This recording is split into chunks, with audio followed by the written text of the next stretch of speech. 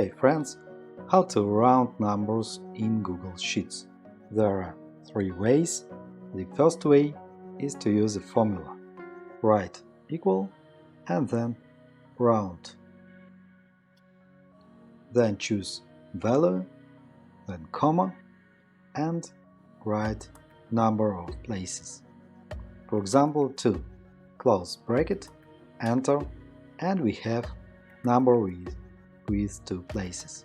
If you want to autofill other rows, click Done, and all numbers in this column will round, but not all numbers have 2 places after point. If you want to make all numbers with 2 places, choose column and click Increase decimal places or Decrease decimal places, and all numbers have 2 places after point. If you want to reset this decrease, select our column, then click Format, Number and Automatic, and our numbers have Start View. If you want to increase or decrease it, click Format again, Number, and then choose Number.